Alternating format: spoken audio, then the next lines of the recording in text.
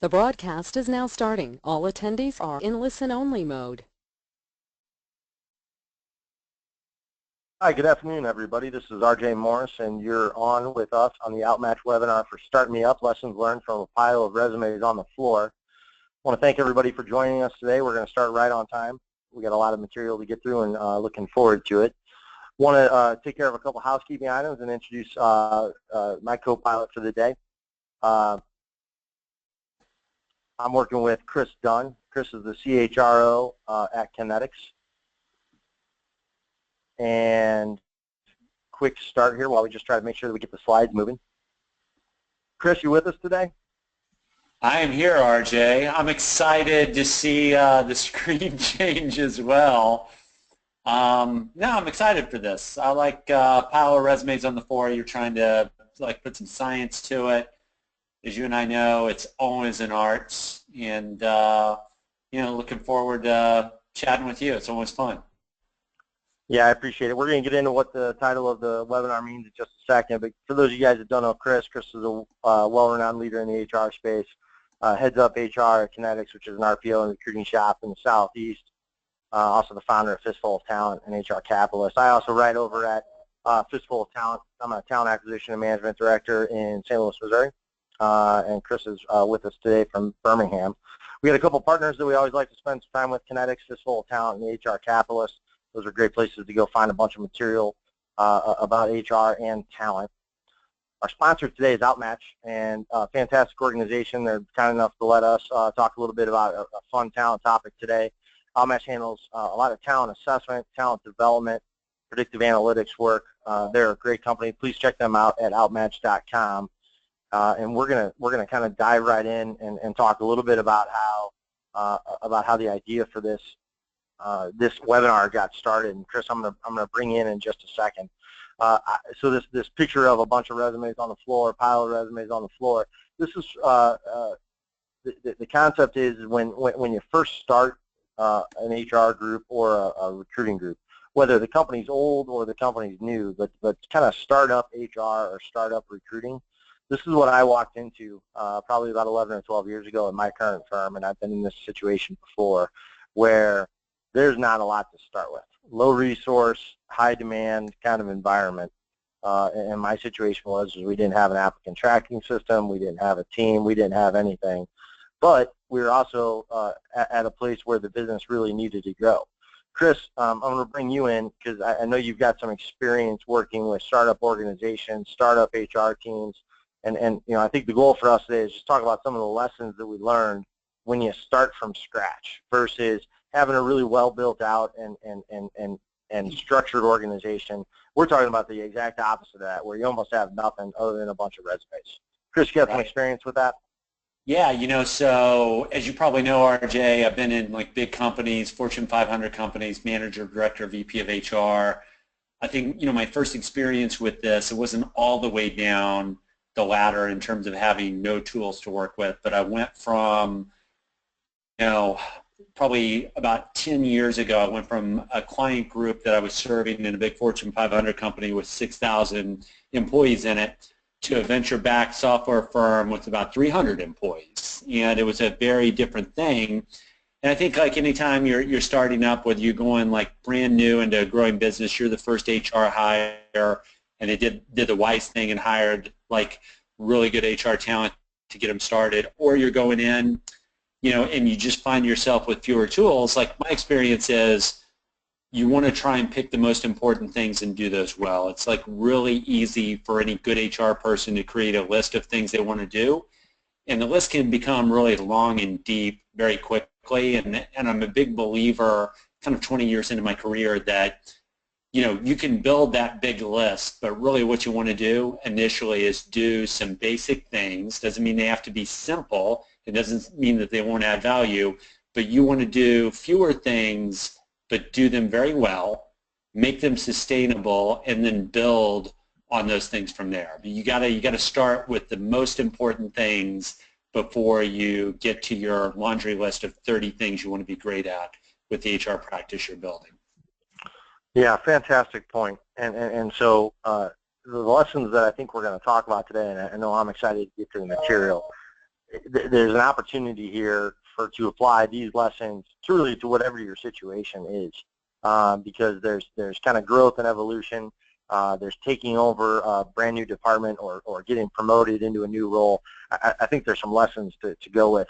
Kind of throughout the day, Chris, we're going to talk about, all right, so, they hired us to come in and fulfill a goal for the organization. I always talk about talent acquisition. Our job is to add capability and capacity to an organization, right? To allow them to have the skills and ability to do the job right, and then allow them to have the upside, the capacity to do even more. So that's going to be a little bit of our theme as we work through this, as we work through the presentation today. Just talk a little bit about kind of how we're going to organize it. So first we're just going to talk about what's that evolution look like, right? If you take over a department from scratch, what does that process look like? And Chris hit it right on the head where he said you've got to pick your battles and you've got to choose how you want to do that. We're going to give you a roadmap on how to do some of that work. Then we do want to talk about kind of how to build the structure.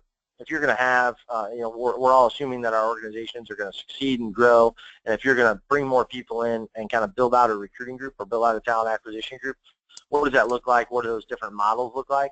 Then we're going to talk about some low-cost branding ideas and how to leverage that, especially, again, if you're in a low-resource environment, how do you do a good job with that? And then we're going to talk about metrics and how to figure out whether you're any good or not. We think these are some pretty important places to start. Chris, anything you think we need to add? Anything that you definitely want to highlight before we get started? No, I mean, I think all those things are there. You're building from the base on up, and I think the most important thing is if you're, a skilled HR professional, you're more than a transactional person, you're always going to be doing, in kind of the startup environments, you're always going to be doing a mix of transactions, but you've also got to find time to really add a lot of value. So, the people that are best in startup environments aren't they're not afraid to roll up kind of the shirt sleeves a little bit and do some of the dirty work in addition to trying to do some of the high-end stuff. Yeah, great point. We're going to talk about that, especially as we dive into our first topic. So our first topic here is the evolution of a function. And I use the joke of Darwinian concepts. And I think this is important in that it does take time to build out a group and get a group to where you want it. However, I think that time and those steps are predictable, and you can kind of talk through the right way to go through that. So item number one for us, right, it's just all about process. And this is funny because I've been in talent acquisition for 20 years, and when I show up on day one, a lot of the managers are like, hey, I can't wait for you to bring me great candidates. I can't wait for you to bring a bunch of talent. And my place to start is, geez, let's just get the pizzas there on time, right? Let's just figure out how do things work here? What's the candidate experience like? What's the manager experience like? How do things work? And I always draw up the bad example of when you're in a startup environment or a real fast-paced environment that doesn't have a lot of HR support or doesn't have a lot of repeatability in their processes, then you get a kind of a random mess, and you get a bunch of different people involved or too few people involved, and things are clunky, right? Candidates show up and nobody knows they're supposed to be there. Candidate shows up and all the managers that were supposed to meet with him are off on a client meeting. There's a bunch of things that I'm interested in just trying to fix on the front end to make the machine work before we can really evolve the machine. And so, Chris, I'm going to bring you in here in just a second. For me, that's a lot about logistics coordination, and it's making sure that the candidate experience is really good, that the candidate is informed, knows what they're coming into, knows why they're coming into the organization for a meeting. It's seamless to them. Everything feels smooth. And that the manager experience is good, right? They understand the candidate. They understand the candidate's story and why they're coming in to visit with us. They understand what the role is that we're looking for the person for and why we're here. There's no worse experience for a candidate. And Chris, I know you've had this happen sometime in your career where they come in, they show up 15 minutes early, they're kept waiting 20 minutes, they sit down across from a leadership team or a couple of members of a leadership team, and somebody for the very first time glances at a resume and says, why are you here? That's such a horrible experience for a candidate and for the, and for the marketing and of the organization. I'm sure you've had that happen before. Chris, just talk a little bit about how important the process is and getting the process right before you get too far down the road. Yeah, I think it's really important. And you know, the manager saying, "Why are you here?" There's a bunch of equivalents of that, right? And that's kind of the last stage at it, where you know you want the manager to have the story context you've mentioned on the slide, and kind of understand why the candidate's in front of them, so they never ask that question, or a lot of the variants that go with that. But you know, it's like part of the transactions of like building a talent acquisition function is just making sure all those logistics, right? The meetings get set up. You know, I would tell you we work on behalf of a lot of, you know, clients doing recruiting work for them, and one of the biggest things that we've got to nail down in order for our client to have a great experience with us, but also the candidate to have a great experience with the client, like it's kind of this circle of life, is we've got to do a great job scheduling, and we've got to do a great job of setting basic expectations. So it's hard, you know, it's a little bit like Maslow's hierarchy of needs. It's hard to get to the really fun stuff and the stuff that's really going to drive like quality of hire. It's hard to get there if you don't do this well, because the best candidates won't tolerate it, right, RJ? Yeah, you're exactly right. And this is where, again, you know, the hiring, the executive team, you know, your buddy who's in recruiting, somebody's like, hey, man, you got to bring great candidates to the table.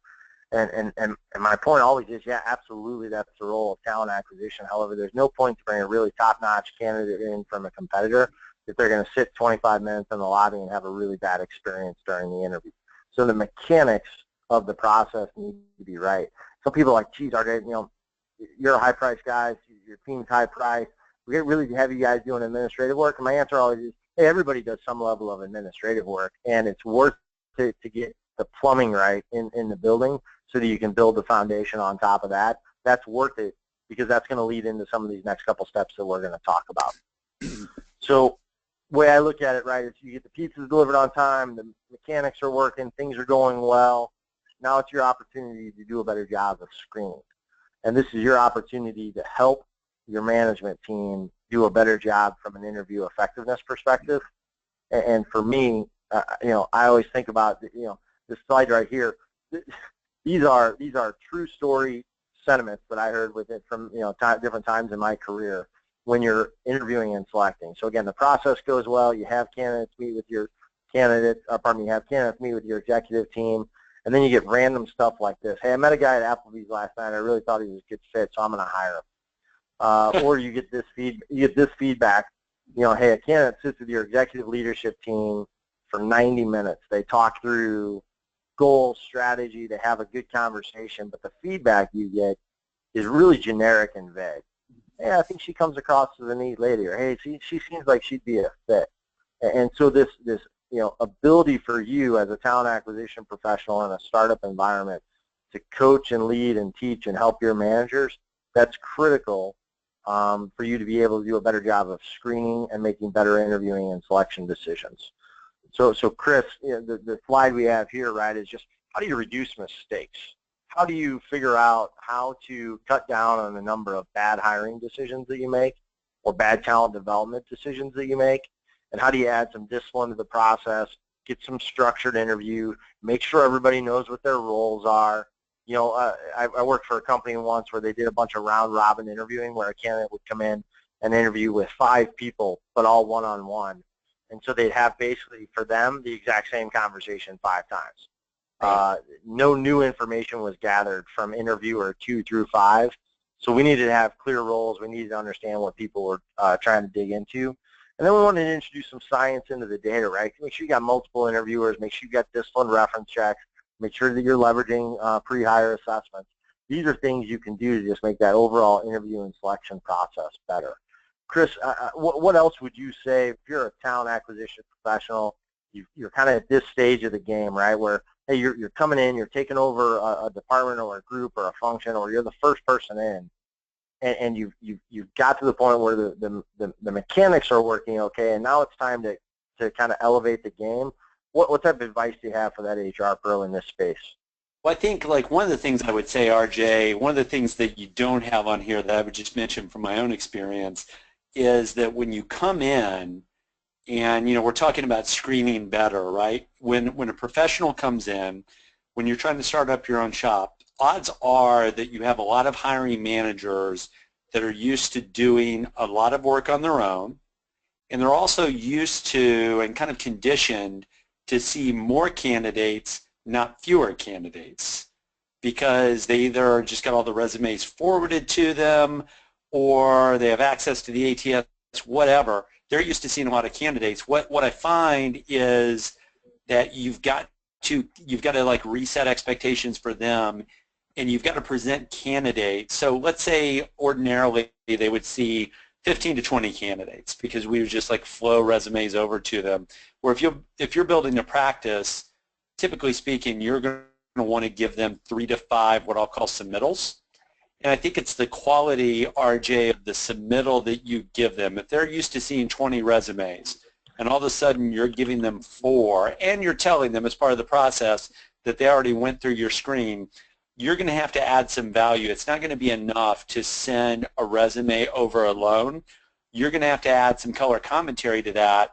So over time you build trust that, yes, in fact, the hiring manager does understand that you've looked at more resumes than this and you're sending these candidates over for a very specific reason, and you're giving them some analysis of the candidate when you send that candidate over. So I think that whole conditioning thing, I used to see a bunch, now I don't see as many as I used to. You've got to make sure that they know that you're doing that work for them.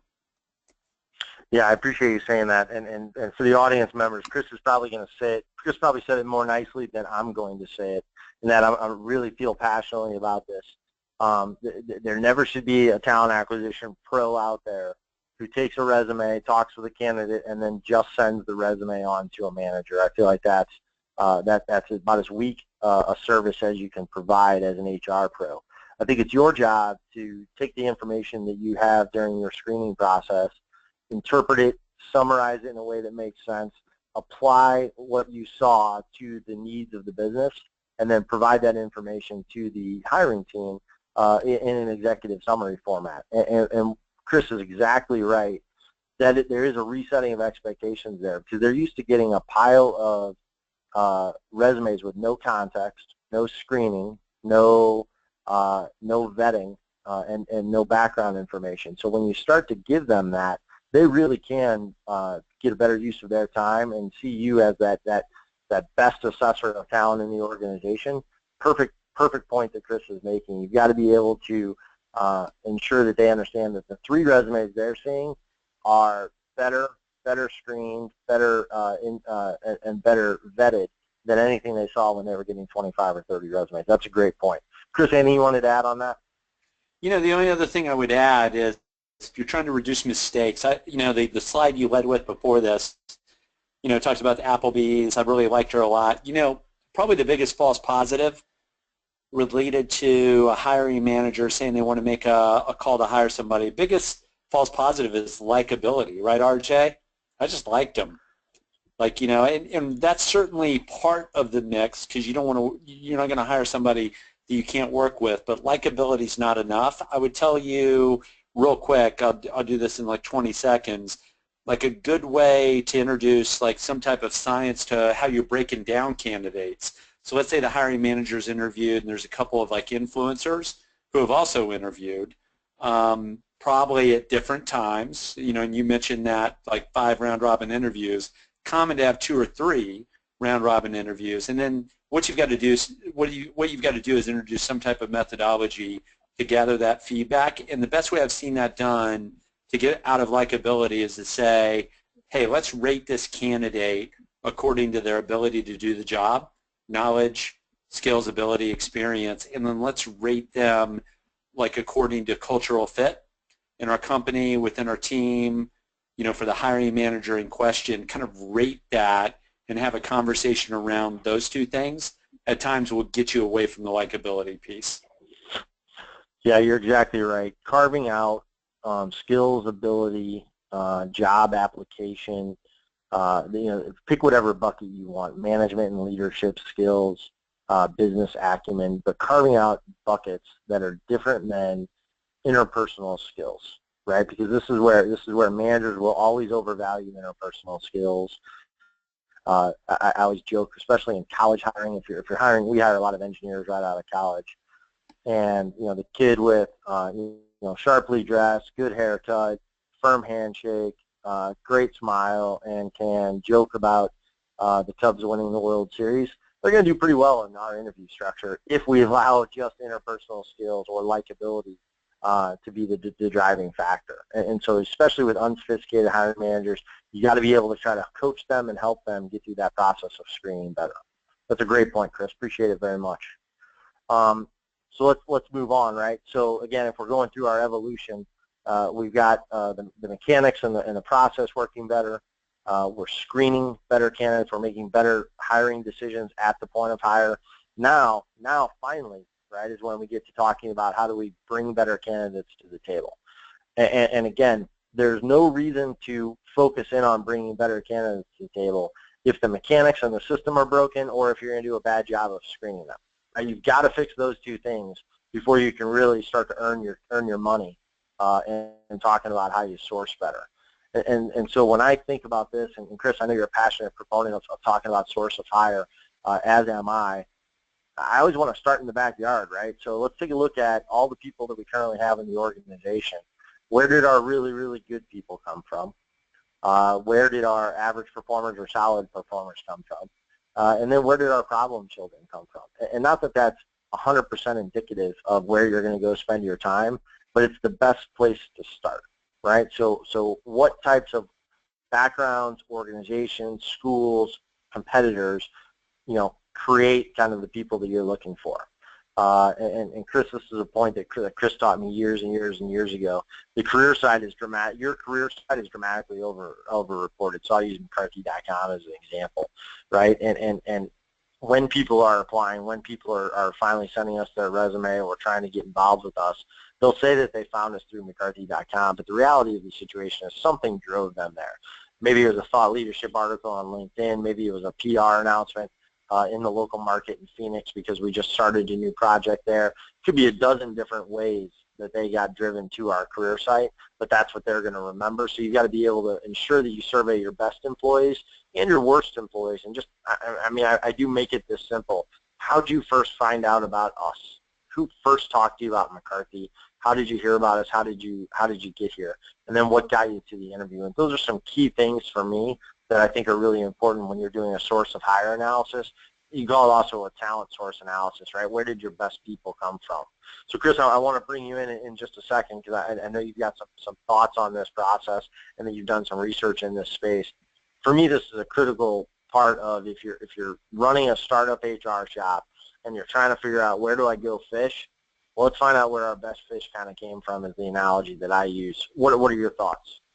No, I like that. I think the other thing that I see like really smart people doing at all levels, big companies, small companies, there's usually some type of spend associated with that candidate flow that you're generating, RJ, in your case to get them to, your company's some type of spend. It's job boards, it's Indeed, there's different things that you're doing to drive people there. A best practice is to do the best you can. Now, one of the things is it's really hard to track source of hire because the technology doesn't always fit where if you're spending money on a niche job board, that the technology is easy to kind of automate when a candidate comes from that niche job board to show up that they came from that job board in your ATS, whatever technology you're using. That's really, really problematic. Like a best practice I've seen, though, do the best you can with source of hire. And then what you always want to do year to year is you want to move 10 to 15%, up to 20% of your total spend around to experiment with things. And what I would tell you, RJ, is if you look at history, people were deeply, deeply spending on the major job boards. A lot of people missed Indeed.com. They missed that for a long time. They were late to the table. And now, a lot of people are on Indeed, and you see maybe the efficiency, like dollar for dollar on Indeed going down a little bit, and kind of the question becomes what's next. So whether it's Glassdoor as a job board, there's a lot of different sources it could be. you always want to make sure that a certain percentage of your money is available to experiment with things, because you're going to find traction. I think the target always moves related to where the traction is for your company. You want to make sure you're experimenting so you can catch that early, and then maybe the next year direct more of your spend to one of those sources. Yeah, that's a great point. Yeah, especially with the pace with which things change and the way new products come to market, you always want to be able to set aside a portion of your budget to be able to try things out. I'm a big believer in the power of pilot programs, picking either a region or a job or a business unit and trying out a potential new sourcing tool on that particular space and just seeing how it performs. And that way you can get a real kind of clean and crisp examination of kind of cost-benefit analysis. That's a great point. Chris, the next slide is a big popular topic among HR people, and so I want to spend a minute on it. I've come into environments before where people tell me how awesome their referral program is, and I've come into environments before where people tell me how horrible it is. And the thing is that the similarities between those two programs, the good and the bad, oftentimes aren't that easy to figure out. So referrals are consistently listed as one of the top sources of hires. Have been for years in a lot of the research done in the HR space, and it's intuitively that feels right when you go to a lot of different companies. And so I've got some kind of how to use it right points on here, and I'm sure I've missed a couple, so I'm hoping you can add in. But you really want to only allow your referral program to be a big source of hire if your employees are performing well and are engaged, right? If you're in a tough cultural place, if you're in a rough job environment where you're in a turnaround situation and things need to happen and there's some negativity within the employee base, then you probably don't need or want your employees bringing a bunch of their partners into the organization, and they're not going to be good advocates for the program. You also want to make sure you use a referral program if you've got good diversity. And if you don't, then you set yourself up to potentially having a self-fulfilling problem there that keeps going on and on. And then you also want to make sure that your employees show some level of ownership when they're interacting with the program, and that they don't refer their mother's, brother's, cousin's hairdresser, for that system engineering job that requires 10 years of experience. And then you also want to do it if your money makes sense, and this is a tweak that you can certainly make. It's got to be, you've got to be paying the right amount for kind of a product or service. And then this is probably one of the key things, is you can really only use the referral program if you're as tough or tougher on referrals as you are if somebody coming in off the street. There's no worse way to kind of kill a referral program than just making it automatic. Hey, Tommy referred Susie, so of course she's in. And that creates all different kinds of trouble and a lot of problems within the employee base. Chris, again, thoughts on how the power of the employee referral program and how that works, and what you've seen when it works really, really well. Yeah, I've got two things. I think this is a good list, RJ. I think the two things that I would give you that aren't on here is the problem or the biggest challenge anyone has in the referral program, even if it's going well, is how do you engage the 10% of your employee population that has a really deep network, but really it doesn't mean, it's not that they don't like you, they are just not engaged in a way where they value bringing new people into the company. Like some of that could be based on them having a view of, I don't want to project my opinions on my friends. Some of it may be, I don't want to work with my friends, I come here for work. But there's always like 10% of your employee population that's got a great network, and you really have to engage them in some way. And a lot of times, money doesn't really incentivize them. So a lot of times you may have to, you and your HR team may have to like target really outreach to those folks one-on-one to ask for their help and to ask for those referrals. And you kind of ask yourself, was that worth the time for me to do that? And when you think about the relative value of the referral program, how much we spend on some of those, for those of us who monetize those, it probably is worth your time. And then I think the second thing that kind of comes to mind, and you kind of alluded to this, RJ, you don't want to make, just because someone was referred, we're going to hire them. I think that's a problem in kind of companies that have a lot of inbreeding, et cetera. For most of us, it's not a problem. Then I think it creates another problem. So let's say we do a good job generating referral traffic. Then the big question is kind of back to logistics, RJ.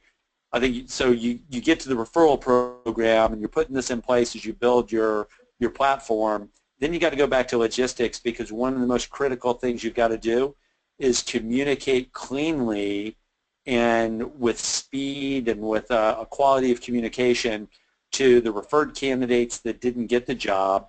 But then you have this other burden of making sure that the people who referred those candidates understand like what the disposition of that candidate is. So you've got like a couple loops to close, which most of us don't do that very well, but if you really want a referral program to work, you've got to keep people posted on where that candidate is. Yeah, so great point, and I've made very clear to a lot of different people over the years that really, the surefire way to kill the successful referral program is to drop the ball on communication. And your point, there's two main audiences. There's the referred candidate and the referring employee, and they're equally important, because if either of them are unhappy with the process, the adoption of using the referral program as a source of hire is going to go down dramatically within your employee base. And a lot of times they won't even tell you about it, right? They'll just get frustrated. Yeah, hey, I referred Susie over there and I thought she was pretty good, but she never heard back. Or she got a call, but then I never heard back. And that's Right. a great way to kind of kill a program. I'm a big believer here in that, and this is where, as much as I hate email communication, it works really well in this process, right? Create 2 templates, right? 2 or 3, 4 templates that kind of cover most of your communication issues, and then fill in the blanks. Hey, Tommy, I got your emailed referral of Susie. I really appreciate it. Looks good on paper. I'll be contacting her within 48 hours, right? And if you can give that level of communication on the front end of the process and set some expectations, it really does make things go well. And you can do similar templates for the candidate and then for follow-up communication afterwards. And for us, we really do pitch the referral program here. It's a very it's a key source of hire for us. But we really feel like we have to care and feed and nurture that program on a constant basis. Right. Awesome. I want to do a quick reset here. You're listening to RJ Morris. I'm joined by Chris Dunn, the CHRO of Kinetics and founder of Fistful of Talent and the HR Capitalist. And we're sponsored here today by OutMatch. They're a fantastic organization that does a lot in talent assessment and talent development. Check them out at outmatch.com. And we're talking about lessons learned from being in startup environments, right? So what are the things that you can learn from both Chris and I and others who have kind of gone through low resource or new environments where you're trying to figure things out? So far we've talked about fixing the process, getting the pizzas there on time. We've talked about screening better candidates, sourcing better candidates, and really now we're at the point in time where I think most HR pros are aspire to, right, where they get to get to the point where they do get to do some consultation. They can advise, provide value, help out the executive team, especially in regards to overall talent issues. I'll tell you that you're fooling yourself if you think you can get to this point without those first 3 steps. They really do need to happen from a talent acquisition perspective. You've got to make mechanics feel well, you've got to screen the good candidates, and then you've got to get better candidates. Once you do that, then the team's willing to talk to you, and I think they're willing to listen to you and hear about some of the things about how you think talent acquisition fits into the world.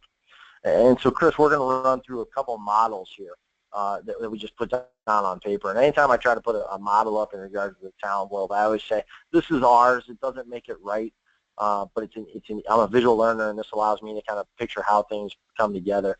There are a bunch of different models out there, and somebody probably has a better one. But this is how I talk, especially when I bring new folks onto our team, about how we want to think about talent.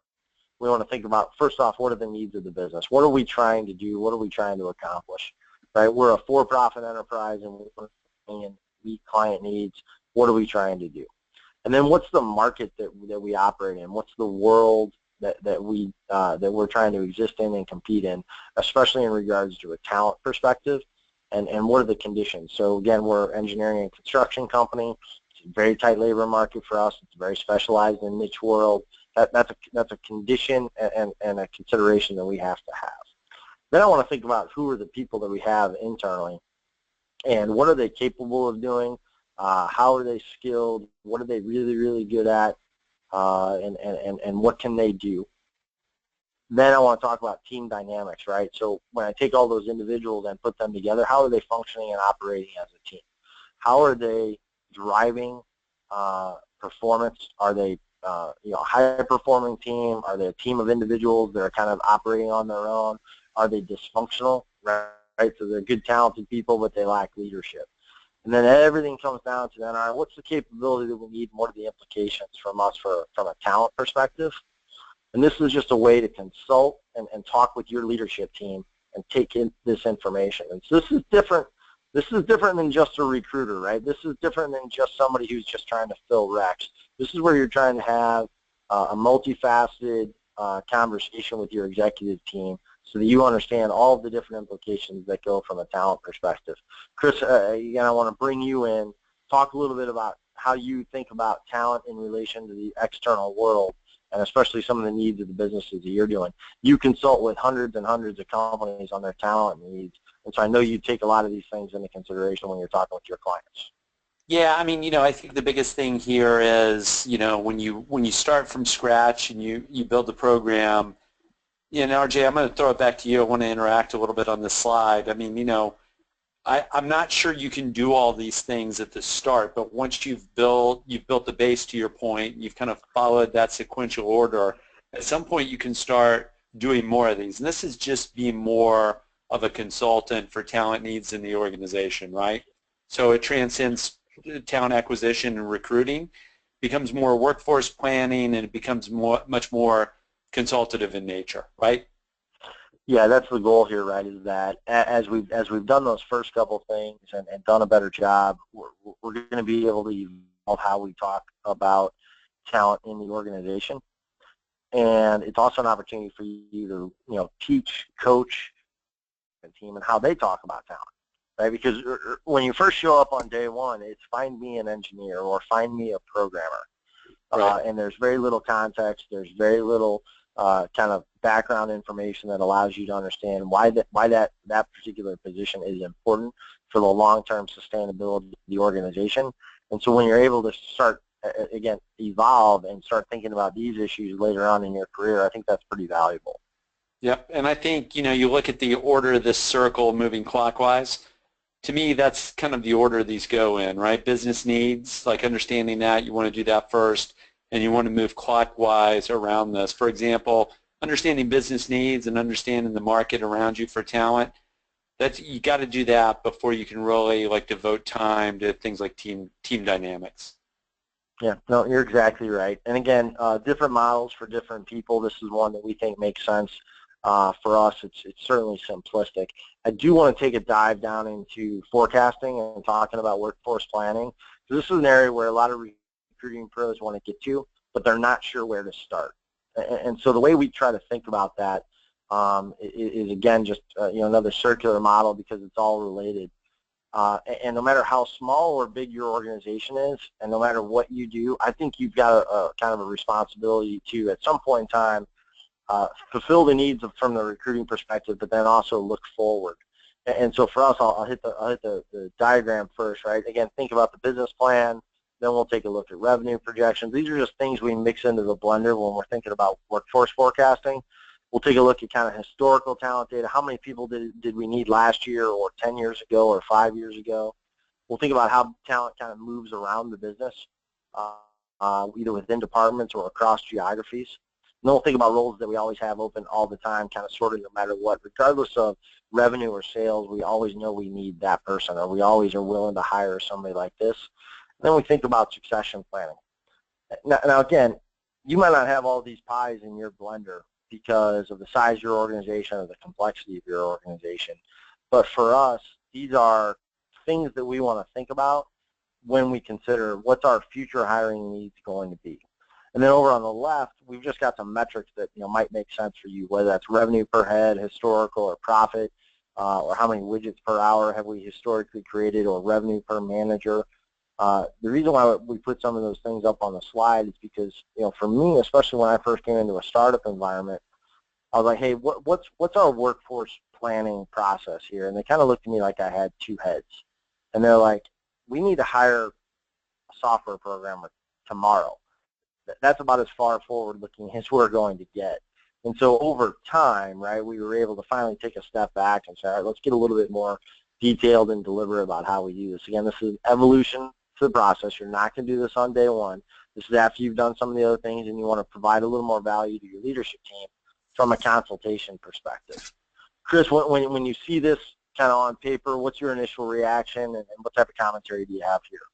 Well, I think it's similar to the last slide, right? I think you follow it in sequential order, and I would probably start at 12 o'clock on this and move clockwise. So not a lot to add with the exception of I love revenue per head, not only as something to drive like talent acquisition, but I also love revenue per head from an HR perspective because, it's just so, it's just a macro tool, and it's a really good one to look at that can drive a lot of different things. Yeah, and we break it down. I'm sure you've done this before too, Chris. We'll break it down by role as well. So revenue per director, let's say, in a larger organization, right? So what type of span of control can a particular director handle? And if it's too low, then it probably means that that they're underutilized. If it's too high, then it probably means they're stretched and they're not providing enough control. And it can give you some early warning signs, right, on how you might need to manage your organization. So it's a fantastic tool, and you can customize it based upon the needs of your organization. You want to flip on, again, just one last model here, right? Another way to kind of think about all the different things that a talent organization is going to do. And this is, again, just how do you want to potentially consider and chunk things. The other way to think about it, from the first model was external, the middle model was about forecasting. This is just about overall talent. If you started workforce planning and work your way through kind of what your projects need, what your succession planning issues are, then you can move into attraction and sourcing and selection, onboarding and training, and you might have some level of talent review, and then you're going to do an analysis piece and then start over on the other end. So if you're trying to just put together, hey, how do I want to talk with my leadership team about how our group works and all the different things that are important to us, this is a way we kind of chunk some of that information in a way that we think makes sense to most leadership teams, because it follows kind of a chronological model, but then it does have some sustainability to it as you continue to analyze and plan on a regular basis. Chris, does this make sense to you? Any reaction here? Nope, I like it. Lots of stuff you can do here. The key is not biting off more than you can chew. Oh, absolutely. I want to talk a little bit about what it's like and lessons learned as you add more staff or as you try to figure out what a recruiting model needs to look like. And this is one of those where most organizations, when they're in a startup mode, or even if they're in just an existing organization, but it's time for them to grow a lot of HR talent, they're not sure how to put things together, and they're not sure what they need. And the joke I always have is sometimes they're like, hey, we need to hire a recruiting guy. Hey, we need to hire a recruiting lady and get her in here and help her fill these jobs. And that's about as much detail as they go into. And sometimes they luck into finding the right person, and that person kind of figures out the right way to maneuver within the organization. Other times they're just not quite happy with what they get. And a lot of that has to do with what are the services they're expecting from a recruiting pro. And so, are they looking for somebody to come in and provide high touch and high volume? High touch or high volume? Or are they looking for somebody to just come in and just do sourcing, just get people in the door? Or do they want somebody to provide a really full-service recruiting model? And we'll talk a little bit about that in the next slide. And there's also a difference between kind of smile and dial, meaning high volume, versus really consulting and counseling. And there's a couple different considerations to take into mind as you look at the business and what they need. What we found when we got here, Chris, I want you to talk a little bit about this slide in just a second.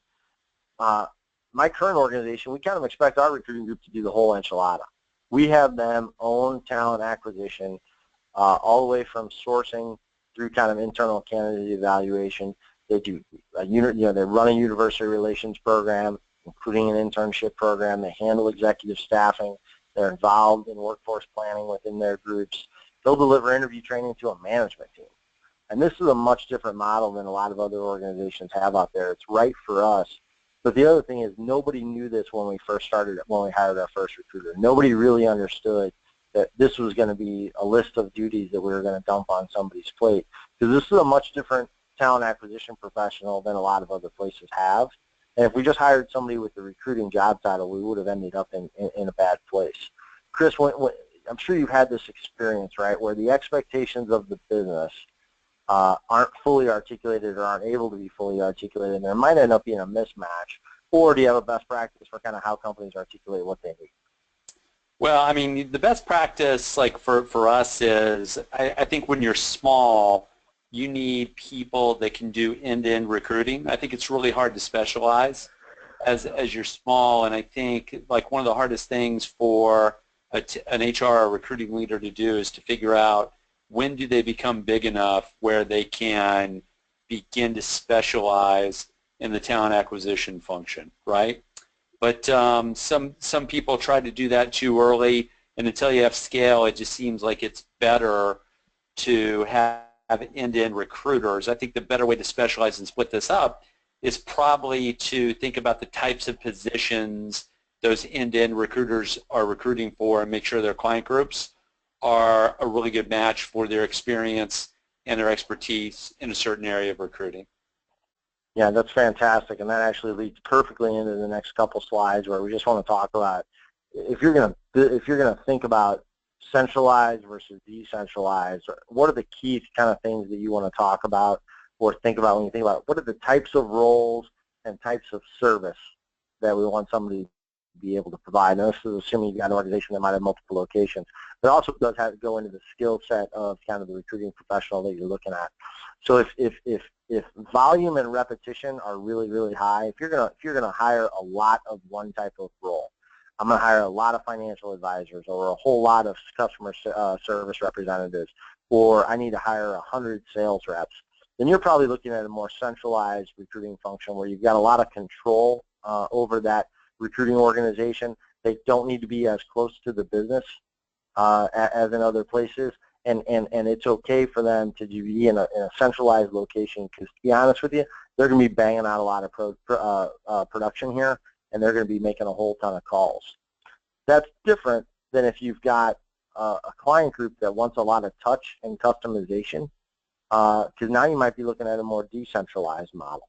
And when I say that is you might have a software engineering group in Idaho that is a core part of your business, but you've got other offices in LA or Phoenix or Las Vegas. That group in Idaho might need their own person on site because they're really unique, they're really specialized. The group there needs a whole lot of high-touch service in regards to how best to bring people into the organization, and there's a lot of customization among the roles. That's significantly different than kind of the piece we just talked about. Chris, I'm going to hit one more slide, and I want you to kind of overall on kind of how you pick a model of a recruiting group.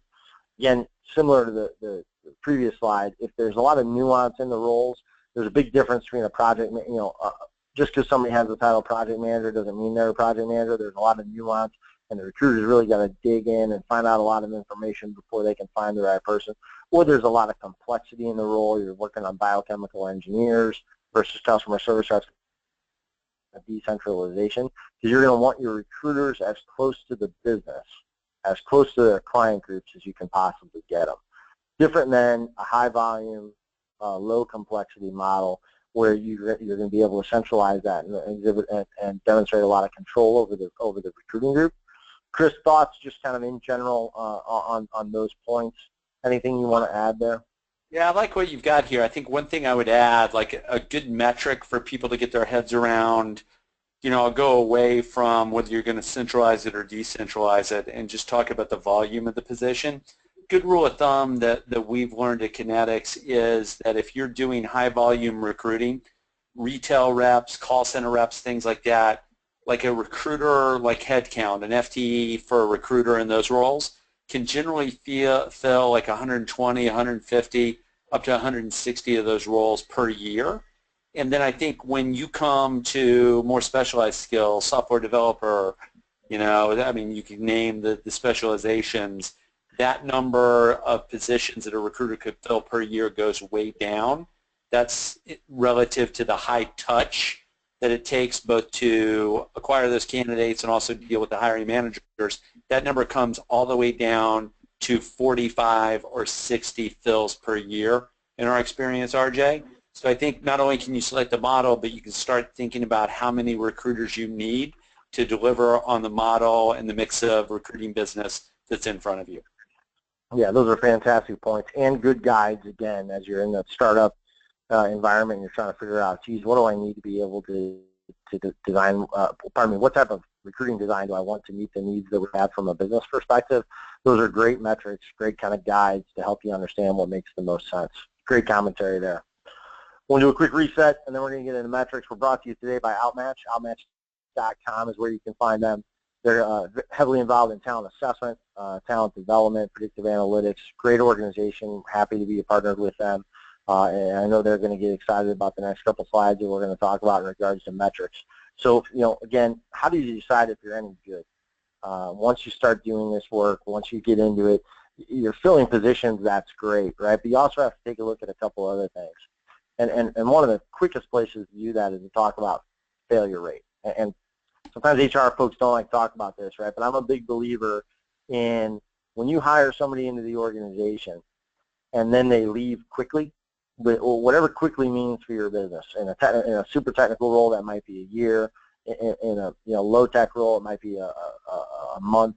But if somebody leaves, that's on you. That's kind of on your team, on the organization. It might not be on a particular recruiter, right? But it's on the team that made the decision to bring that person in. And so it might sound funny to start with failure, right? But this is where I do try to start and understand it's our responsibility to avoid catastrophic failure post-hire. Either, I always say if we decide that the person needs to leave, then that means we didn't do a good enough job of screening them. And if they decide to self-select out, it means we didn't do a good enough job of letting them screen us. We didn't share enough information with them. Then you can also look at the successful ride, right, which is, hey, how long does it take on average somebody to get to their first promotion? And that's another great kind of way to figure out quality of hire. We're going to talk a little bit about some different metrics from an activity perspective. But one of the ways that I always start off when somebody says, hey, how good is that recruiting group? I never want to hear how many positions they hired. I want to see how many people have successfully stayed in their role and been successful in their role. Chris, thoughts on kind of that concept, and I'm sure you've done some other good work in this space. What else do you want to talk about here?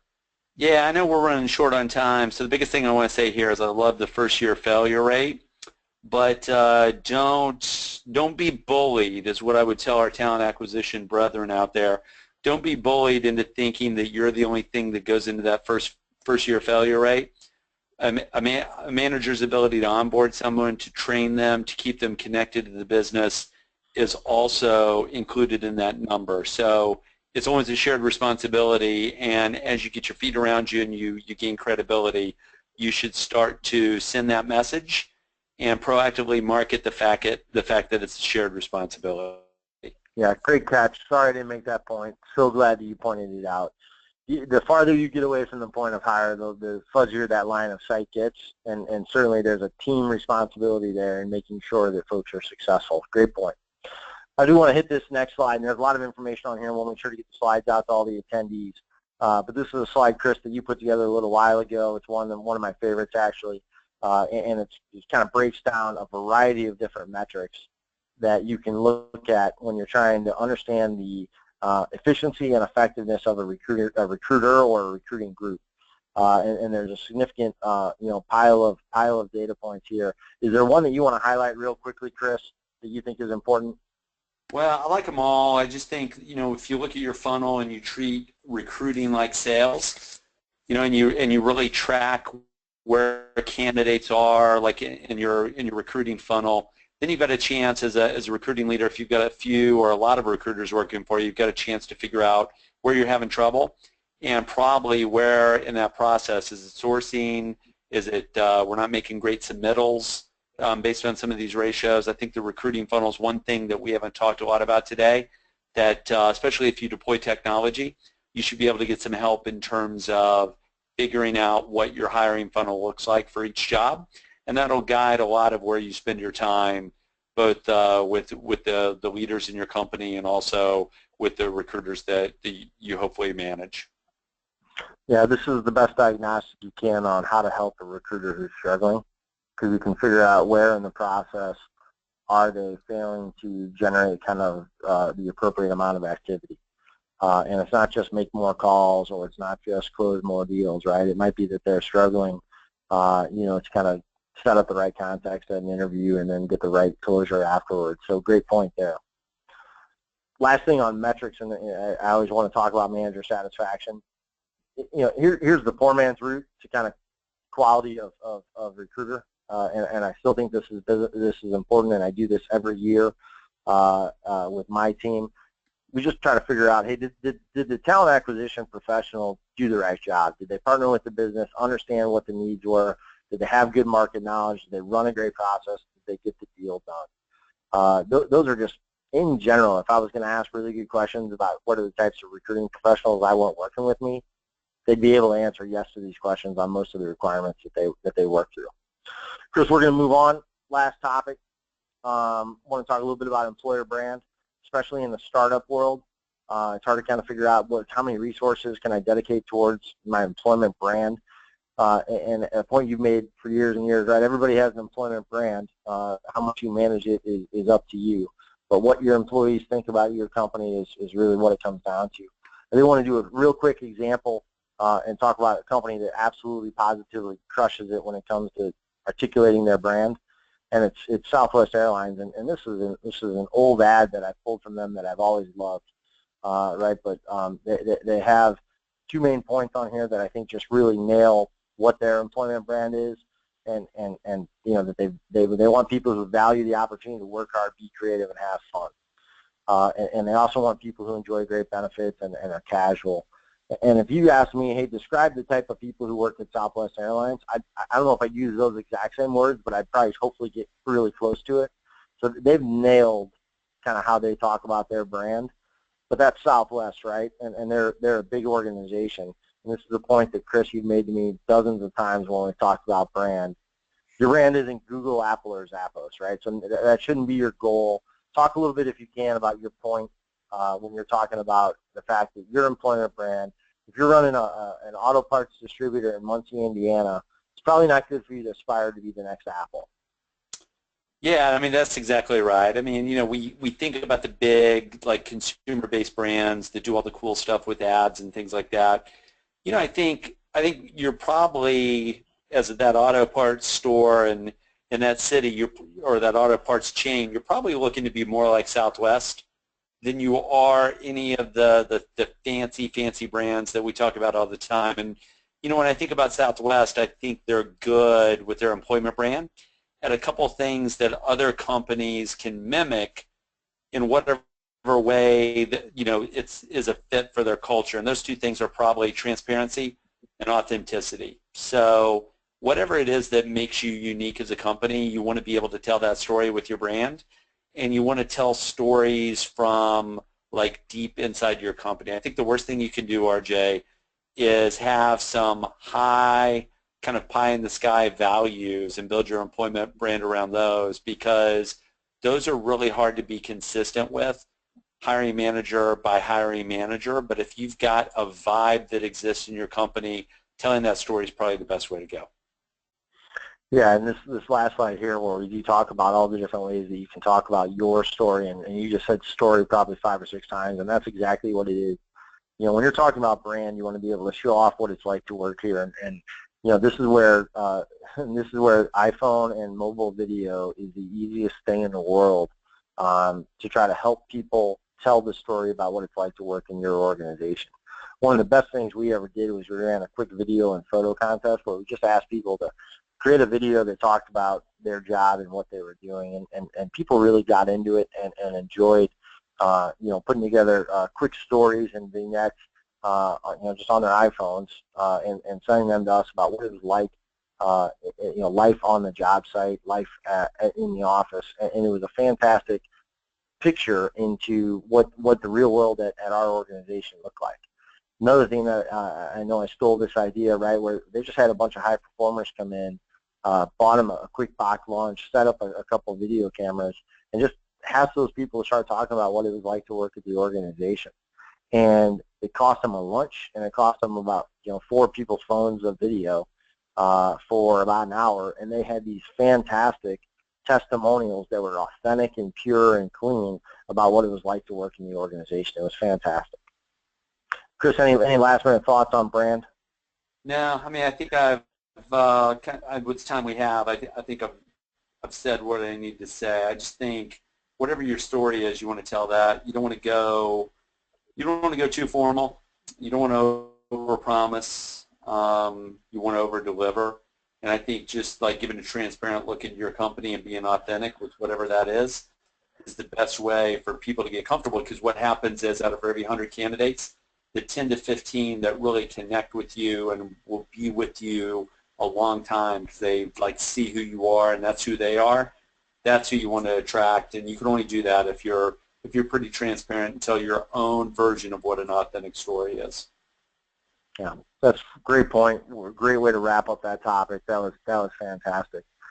So you've been listening to Chris Dunn with Kinetics and RJ Morris with McCarthy Building Companies in St. Louis, and we're sponsored today by OutMatch. And we talked a lot about lessons that we've learned from operating in startup environments and how they evolve, how recruiting groups and talent acquisition groups evolve into things like workforce forecasting and employment brand and metrics. And it's been a great conversation. Chris, I've really, really enjoyed the time. I'm going to end with our thesis statement, right, of recruiting, and the way I view our recruiting group here is to add capability and capacity to the organization. I really do appreciate the time. This has been a great conversation. Anything you want to add in at the end? No, it's great. It's a great time to be a recruiter. It's peak economic cycle. You got a lot of jobs to work on. Candidates are a little scarcer, though, so doing all the things you outlined, RJ, is going to help people build the right type of practice for sure. Yeah, that's fantastic. And then, our goal here is always try to help people evolve their game, get them a little bit better. Really appreciate all the folks who were on the call today. I'm going to wish everybody well. Thanks very much for being a part of this. This was the Start Me Up webinar brought to you by OutMatch and our friends at OutMatch. Check them out at outmatch.com. For Chris Dunn, this is RJ Morris. I want to thank everybody for coming today. Have a great rest of the week.